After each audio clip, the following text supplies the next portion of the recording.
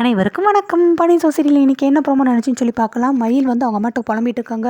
இந்த மாதிரி என் வீட்டுக்கார் வந்து நான் ஹோட்டலில் வேலை பார்க்குறத பார்த்துட்டாரு. அவர் வந்து என் கூட பேச மாட்டேங்காங்க, ஃபோன் போட்டால் எடுக்க மாட்டேங்கிறாங்கன்னு ரொம்ப புலம்பி தள்ளுறாங்க. நீ வேணா பாரு, கண்டிப்பாக மாப்பிள்ளை உனக்கா ஃபோன் போடுவார் அப்படின்னு சொல்லிட்டு இருக்கும்போதே ஃபோன் போட்டாங்க.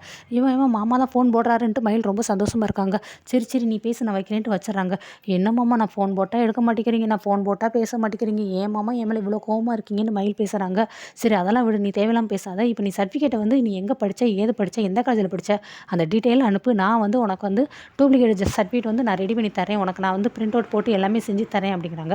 இப்போ இந்த சர்டிஃபிகேட் பிரச்சனை வந்துச்சுன்னா இந்த இது ஃபுல்லாமே சால்வ் பண்ணிட்டோம்னா எந்த பிரச்சனையும் அடுத்து வராதில்ல அப்படிங்கிறாங்க. இல்லை மாமா, கண்டிப்பாக வராது அப்படிங்கிறாங்க. சரி நீ காலேஜ் எந்த இயர் எல்லாமே எனக்கு அனுப்பிவிடு அப்படிங்கிறாங்க. இல்லை மாமா அப்படிங்கிறாங்க. இல்லை நீ முதல் அனுப்பு, அதுக்கப்புறம் நம்ம சர்டிஃபிகேட் எல்லாத்தையும் நம்ம ரெடி பண்ணிட்டுக்கப்புறம் நம்ம ரெண்டு பேசுவோம் அப்படிங்கிறாங்க.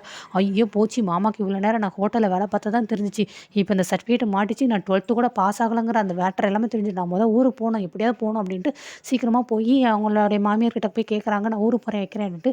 பக்கத்தில் மீனா ராஜில் எனக்கு அவங்க அம்மா உடம்பு சரியில்லையா, இல்லை வேறு யாருக்கு உடம்பு சரியில்லை, சரவணா மாமா உடம்பு சரியில்லைன்னு எல்லாமே டீட்டெயில் இருக்கும்.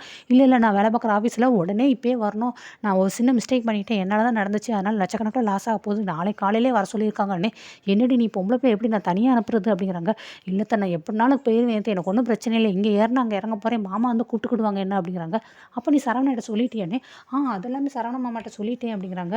சரி நான் வந்து என் வீட்டுக்கார்ட்ட கேட்டுக்கிறேன்ட்டு மாமனாரை கேட்குறாங்க. இல்லை நீங்கள் மாமாட்ட கேட்டிங்கன்னா அவங்க வேண்டாம்னு சொல்லி ஏதாவது சொல்லுவாங்க, நான் கிளம்புனதுக்கப்புறம் நீங்கள் மாமாட்ட பேசிக்கோங்க அப்படிங்கிறாங்க. சரி நீ பார்த்து கிளம்பு அப்படின்ட்டு கோமதி ஒரு மனசாக சம்மதிச்சிட்றாங்க. நெக்ஸ்ட்டு ராஜியை காட்டுறாங்க. ராஜி வந்து ரூமில் உட்காந்து யோசிச்சுக்கிட்டே இருக்காங்க. இந்த திருவிழாவில் வந்து டான்ஸ் ப்ரோக்ராம் அரேஞ்ச் பண்ணியிருக்காங்க. அதில் வின் பண்ணுறவங்களுக்கு காரு பைக்கு ப்ரைஸாக கொடுக்குறாங்க. பைக் எப்படியாவது கதிருக்கு வாங்கி கொடுக்கணும்னு ரொம்ப ஆசைப்பட்றாங்க. இவர் மட்டும் நான் போலீஸ் ஆகணும்னு ஆசைப்படுவாராம். ஆனால் என்னால் ஒரு கார் வாங்க முடியாது, ஒரு பைக் வாங்க முடியாதுன்னு சொல்லி என்னை நக்கலாக கிண்டல் அடிப்பானா. எப்படியாவது நான் அந்த காம்படிஷனில் வின் பண்ணுறேன், எப்படியாவது உனக்காக நான் பைக் வாங்கி கொடுக்குறேன் அப்படின்ட்டு கதிர்க்காக யோசிச்சுட்டே இருக்காங்க. ஆனால் அவங்க கோமதி கிட்ட வந்து பெர்மிஷன் கேட்கும்போது அதெல்லாம் இல்லை, ஊருக்கு வந்துமா, திருவிழா அட்டன் பண்ணுமா, திருவிழாவில் நல்லபடியாக சாமி கும்பிட்டுமான்னு சொல்லி போவோம், அதை விட்டுட்டு ஆட போகிறேன் பாட போகிறேன்ட்டு அதெல்லாம் கூடாது அப்படின்னு சொல்லி அவங்க ரொம்ப மறுத்து பேசிடுறாங்க.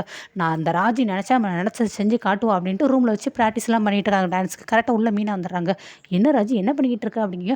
இல்லைக்கா மயிலக்கா ஊர் கிளம்பிட்டாங்களா அப்படிங்கிறாங்க. மயிலக்கா ஊர் கிளம்புறக்கட்டும், நீ என்ன பண்ணுறேன்னு நான் ப்ராக்டிஸ் பண்ணுறேன். நீ எதுக்கு ப்ராக்டிஸ் பண்ணுற, அந்த கோயில் திருவிழாவில் டான்ஸ் ஆடுறதுக்கா?